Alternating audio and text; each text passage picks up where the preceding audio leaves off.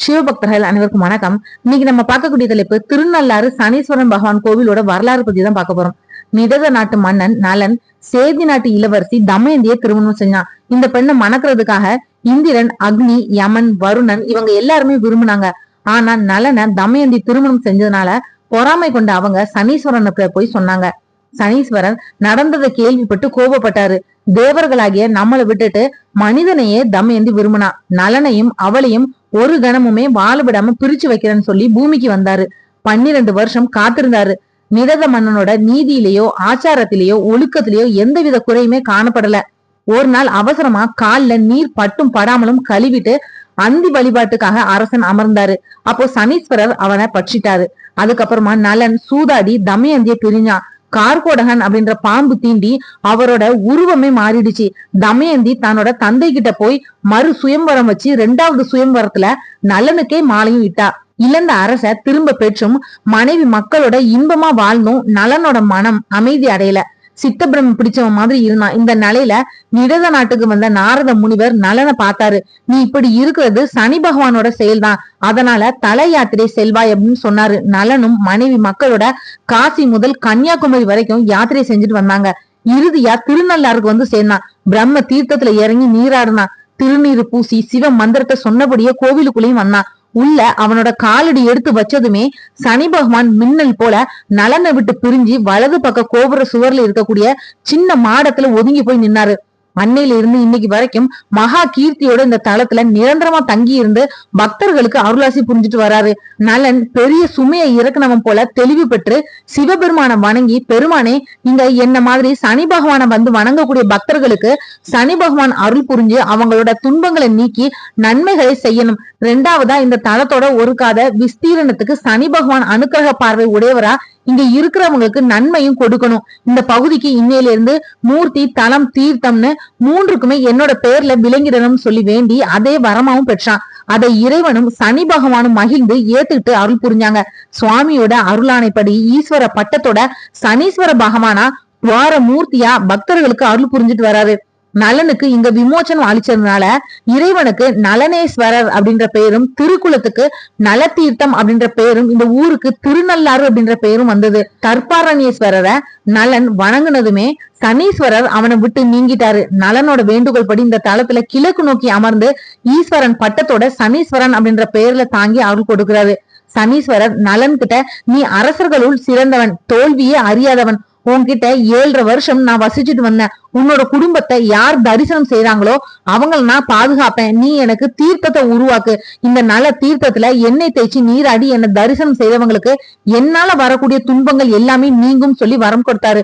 நலனும் நல தீர்த்தத்தை உருவாக்கி தர்பானியேஸ்வரர் சனீஸ்வர பகவானுக்கு பல திருவிழாக்களையும் நடத்தினான். இந்த கோவில் தர்மபுரம் ஆதீனர் தர்பாரண்யேஸ்வர சுவாமி தேவஸ்தான கீழே செயல்படுது. சனி பகவானுக்கு உரிய பரிகார தலமா திகழுது திருநள்ளாறு திருத்தலம். தற்பை அடர்ந்து வளர்ந்து இருந்த காரணத்தினால இந்த பகுதி தர்பாரண்யம் அப்படின்னு முதல்ல வழங்கப்பட்டது. அதுக்கப்புறமா நகவிடங்கபுரம் அப்படின்னு பெயர் பெற்றது. இங்க அமர்ந்து இருக்கக்கூடிய ஈசனோட திருப்பெயர் தர்பாரண்யேஸ்வரர், அம்பிகையோட திருப்பெயர் பிராணேஸ்வரி. நல மகாராஜனை சனி பகவானோட பீடிப்புல இருந்து விடுவிச்சு மறுபடியும் வளமான வாழ்க்கைக்கு ஆட்சிப்படுத்திய தலம் இது அப்படின்றதுனால நல்லாறு அப்படின்னு அழைக்கப்பட்டது. சுயம்புவா தற்பை வனத்துல தோன்றினதுனால ஈசன் தற்பை தழும்புகளோட காட்சி கொடுக்கிறாரு. தேவார மூவரான அப்பர், சுந்தரர், சம்பந்தர் இவங்களால பாடல் பெற்ற தலம் தான் இது. சனி பகவானோட தோஷம் நீங்க விரும்புறவங்க இந்த தலத்துல திருஞான சம்பந்தர் அருளிய போகமார்த்த பூன்முலையால் அப்படின்னு தொடங்கக்கூடிய பதிகம் பாடுறது ரொம்பவே நல்லது. சமணர்களுக்கு எதிரான சம்பந்தரோட அனல் வாதத்துல இந்த பதிகம் எழுதப்பட்டிருந்த சுவடிகள் மட்டுமே கருகாம இருந்ததுனால பச்சை பதிகம் அப்படின்ற சிறப்பு பெயரால் இது வழங்கப்படுது.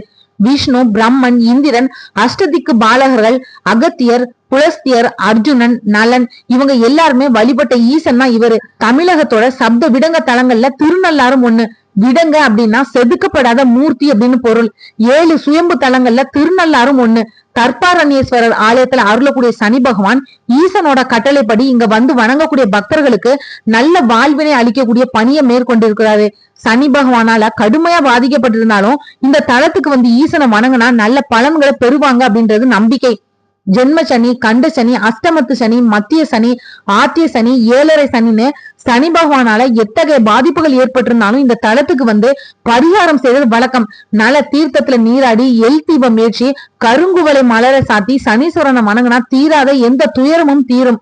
திருநள்ளாறு வரக்கூடிய பக்தர்கள் நல தீர்த்தத்துக்கு போய் வளமா சுற்றி வணங்கி குளத்தோட நடுவுல இருக்கக்கூடிய நலன் தமயந்தி சிலைகளை வணங்கணும். நல்லெண்ணெய் தேய்ச்சி வடக்கு இல்லைன்னா கிழக்கு திசை பார்த்து நின்று 9 முறை மூழ்கி எந்திரிக்கணும். குளிச்சு தலை துவட்டிட்டு சுத்தமான நல்ல ஆடை அணிஞ்சுக்கலாம். பிரம்ம தீர்த்தம் சரஸ்வதி தீர்த்தங்கள் இருக்கக்கூடிய புனித நீரை தெளிச்சுக்கணும். திருக்கோயில இருக்கக்கூடிய ஸ்வர்ண கணபதி முருகன் சன்னதியை வணங்கிட்டு திருநள்ளாற்றோட நாயகர் தர்பாரண்யேஸ்வரரையும் அடுத்து தியாகேஸ்வரையும் வணங்கணும். தொடர்ந்து பிராணேஸ்வரி அம்மனை வணங்கினதுக்கு அப்புறமா இங்க இருக்கக்கூடிய சனி பகவான தரிசனம் செய்யணும் அப்படின்றது ஐதீகம்.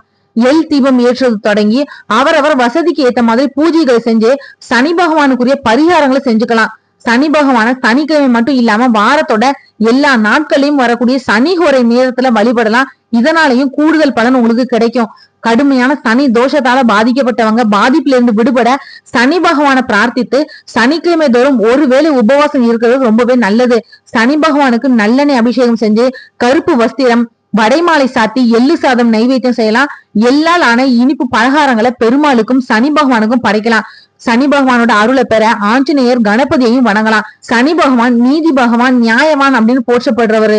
நமக்குரிய கடமைகளை தவறாம செஞ்சு ஈஸ்வரன் வழிபட்டு வந்தா அதிக பாதிப்பின்றி நம்ம வாழலாம். இந்த வீடியோ உங்களுக்கு பிடிச்சதா மத்தவங்களுக்கு ஷேர் பண்ணி விடுங்க.